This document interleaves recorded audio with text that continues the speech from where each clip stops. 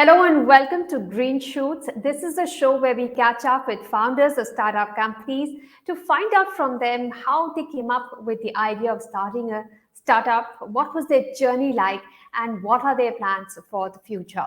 On the show today, we are joined by Vijay Yalamanchili. He's the founder and CEO of Keka.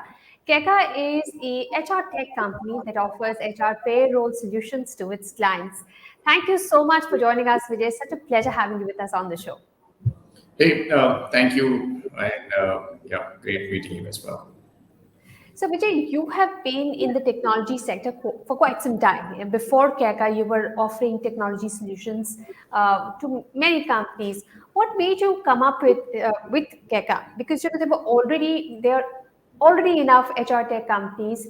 Why did you decide to go ahead with Keka? Yeah, you're right. So HR tech have been there in the market for almost like 20, 30 years, right? But one of the challenges that I have seen as a consumer, so before I started Keka, we were running an IT services division.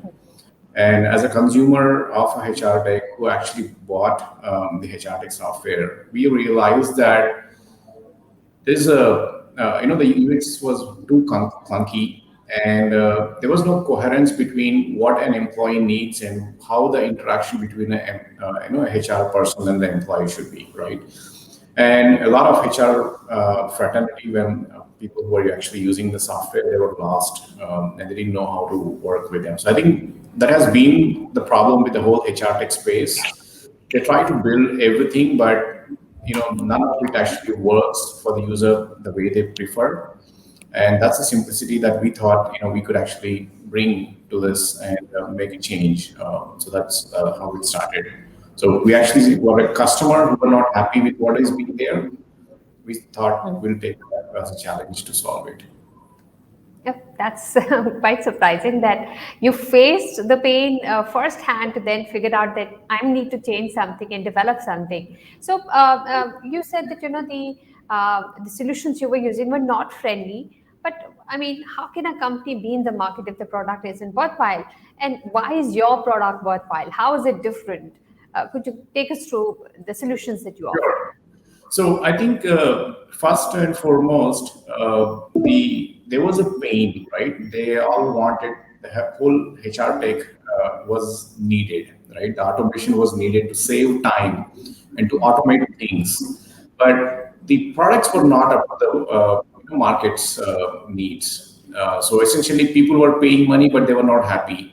And vendors were thinking there's not enough market, so they were not building. So there was, that status quo that existed for quite a long time in the HR tech space. But we wanted to change that status quo. We wanted to build something and then say, can we build the right product and charge a little premium as well, right? And then see if the customer is wanting to adopt this or not.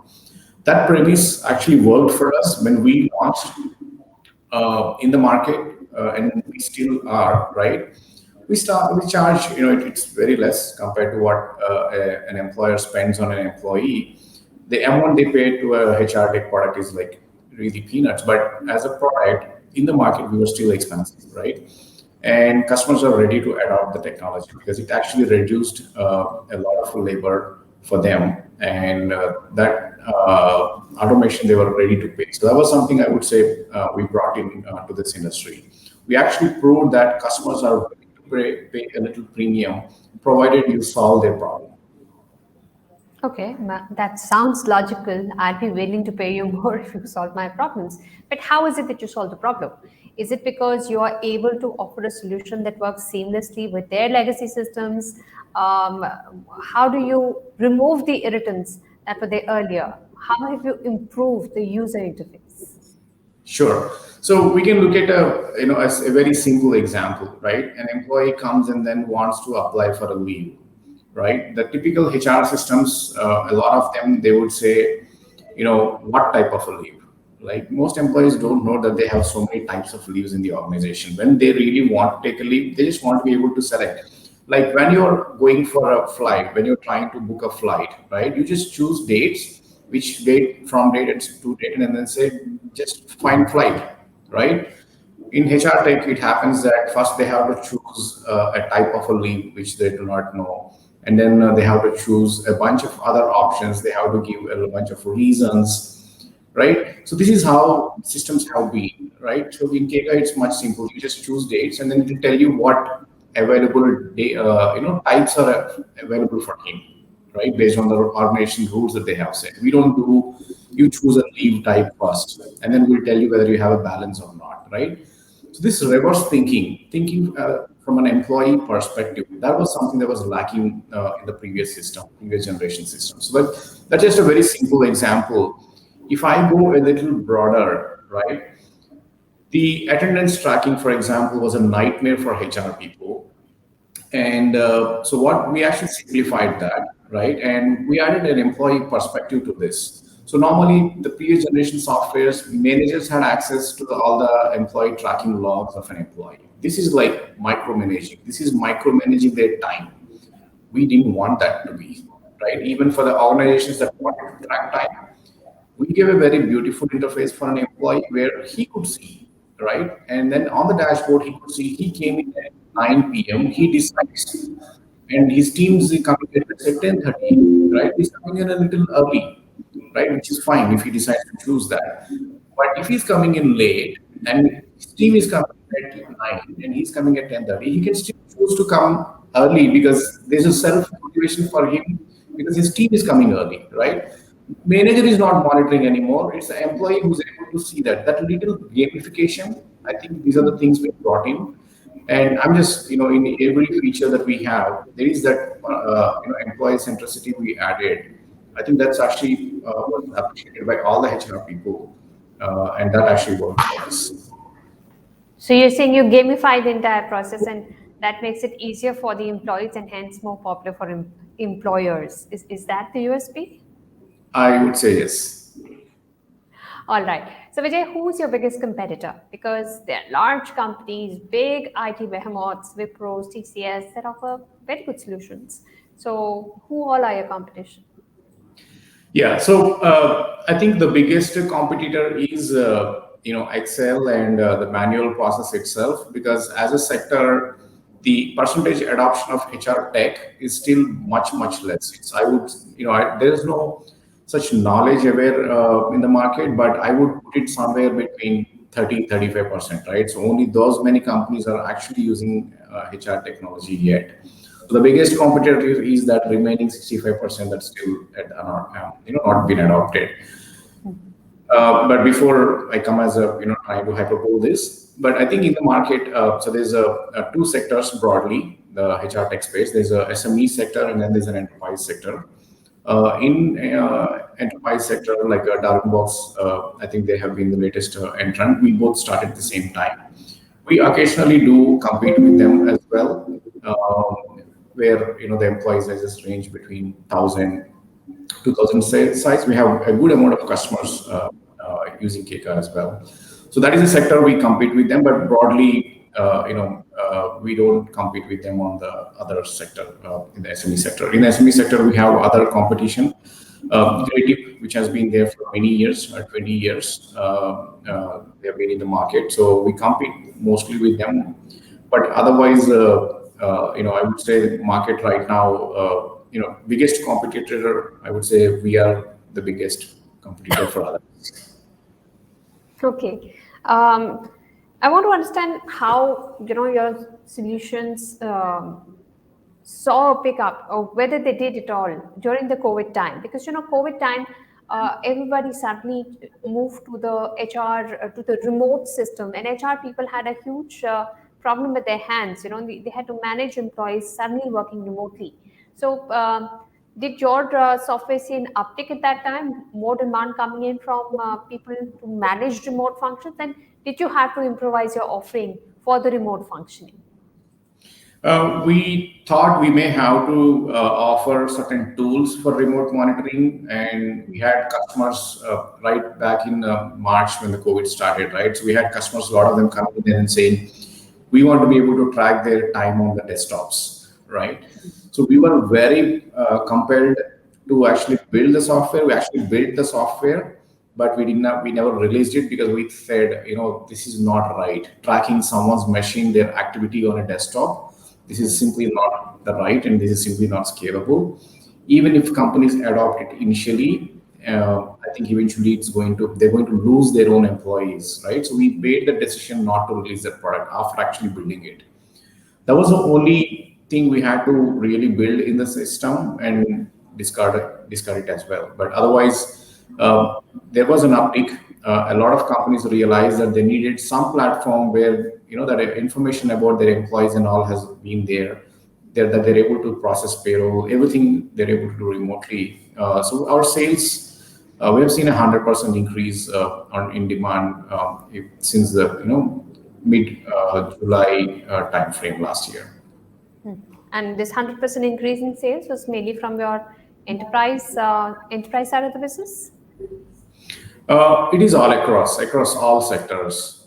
There's no one or other. I think it's in all sectors, but enterprise were the biggest ones to wake up, because smaller companies, they were a lot of startups, they want to automate things, so they adopt readily. So they have always been there, but I think a lot of enterprises that have not, either they have been using on-premise or older softwares, they were the ones who woke up and then started adopting cloud tech. So that was the biggest change. So you told us that you developed an innovation to monitor employees remotely, but you never offered it because you thought that it wasn't very ethical. Any new innovation that you did during the pandemic that was welcomed by your clients and you really saw a good response to that? See, HR tech have been seen, the HRMS softwares, they have been seen as a mostly operational software, right?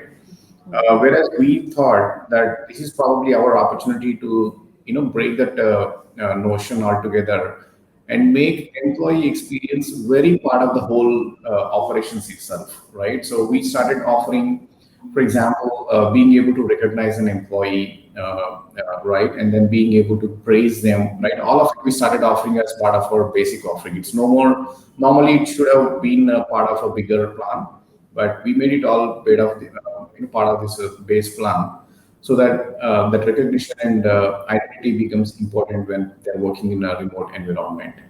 Pulse surveys were very important, right? So HRMS systems normally never had a pulse survey, but we brought that in for the first time back in COVID times. So companies could actually run those engagement surveys to see how much engagement they're having, right? All these things we were able to bring in. One-on-one meetings, right, are also very much part of the HR system now. We could actually record video and then have the notes in the system. So all these were innovations that we were able to bring in because of the COVID. And this is the future after COVID as well. All right. So could you tell us what was your growth rate pre-COVID and what has it been post-COVID? We were growing, the previous year we had 80%, like 2019, we had an 80% growth rate. 2020, that has shot up to 120%. And that 120% is now at like 130% growth rate. So I'm talking growth rate, right? So this year it's at 130%. Okay, that's great. And what targets have you set for yourself? Are you looking at adding X number of clients from an enterprise and mid-market segment? Any such targets that you're working with? We usually choose revenue as a target versus number of customers. On the number of customers, we decided to focus only on the less than 2,000 size customers, because that's where our core strength has been and most happiest customers have been. Yeah, we want to double down on our revenue. So we're at about 3.6 million, and we plan to reach almost 7 million by end of 2022. Okay, so doubling will be very ambitious. How do you plan to get there? Are you looking only at domestic markets? Are you looking at markets internationally? Do you have your teams in place to perhaps tap into this kind of growth that you're looking at? Right. I think just the India market itself is going to give us almost 80% of that. And on top of it, we also are going international this year, 2022. So that 2022 international is for us that initial stages of getting that product market fit in those geographies. I think by 2023 we will hit a point where our sales engine from both international and domestic both are actually able to scale and grow. Right. Also, could you tell us that you're looking at doubling the number of users, but what about the innovations and the services that you will offer? Are you looking to offer them more for when they sign up for you? And does technology play a big role here in offering them solutions which are really cutting edge and something that is not on the market? Sure, we have some of those crazy ideas as well on how can we bring in AI and the new generation blockchain technology to preserving some of the records, right? So there have been those talks going on. Mostly, so there's an R&D division that actually explores this, and we plan to bring some of them to life, mostly next year. But yeah, so a lot of it we try on a smaller scale and see if it actually works and makes sense. Right, so it's really hard for me to project anything in now, but because we're launching in international, the focus is actually on getting the product market fit in these markets versus trying to build totally new.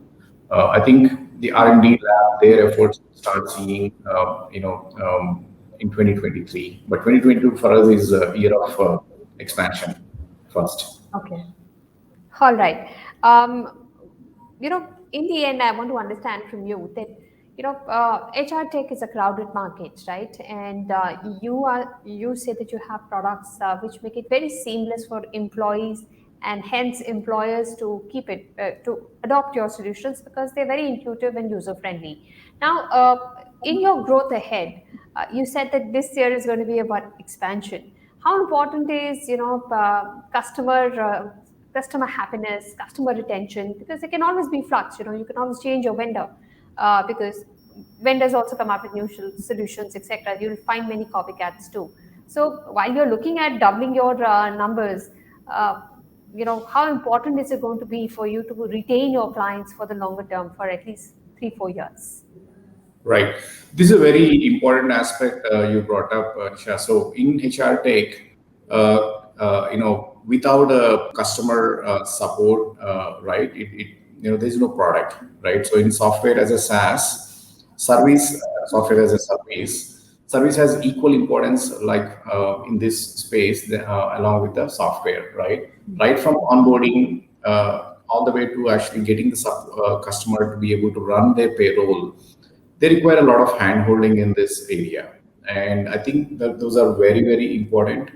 There was a time in 2018 where we were not able to serve our customers. So we actually had to increase the pricing just to get the sales down so that we could actually focus on the existing customers, being able to serve them better, scale the operations. I think that is significantly important. That I would say is one of our strongest strengths as well. We have a very good size of a team, all passionate and excited about the product, excited about serving the customer. I think without that, product would not have been a success at all. It's the customer success team, the customer support operations, right? So they actually take care of our customers. I think that that's very important. A lot of our growth actually came from referrals from existing customers. We did not invest any money until last year on marketing, zero spend on marketing ads. So all of that traction was based on the existing customer referrals and word of mouth traffic. Right. So last question to you is, Vijay, that you set up a target of doubling your base, and you said that you will be spending on the service, customer service, and even marketing. So are you looking at doubling your profits also in this time period or more than doubling them? I think it's mostly, that's a very interesting question. We may not be, more. We may not be doing doubling the profits because there's a lot of between where we are to going to the next year. We have a 5-year roadmap. The spend we are doing today, some of it is not just for this year, right? So it is also for the future years. So there's a lot of R&D investment that's going on. So we are not. We are ensuring we don't retain any profit. Spend all that money in R&D, right? So we are not going to be. We don't want to be profitable. I mean, we are cash flow positive, by the way, but we want to spend that for future investment. So I think we will try to stay minimal profit, but yeah, we're going to spend on R&D. There's a lot to do in this segment, and that because we are bootstrapped, right? So we have to be extremely careful about the capitals as well. And but there's a lot to invest in this space. All right. Are you also looking at some fundraising then? If profits are not in focus, but growth is. That's a very that's a very good question. So I think we were planning to raise money, but I think we are in now entered that phase, particularly in India. This is a very great time. There's revenue-based financing options available in the market, and my strongest recommendation for anyone would be to pick those first, right? And when you exhaust these finance options, right, then we can actually look for dilution. So next 1 year, we don't have any plans for raising capital equity for equity dilution, but we are definitely going to do a revenue-based financing rounds. So we've done about 2 million this year. We're going to do another 3 million debt finance next year as well. All right. Thank you so much, Vijay, for joining us and talking us through the journey of Keka. We wish you all the very best.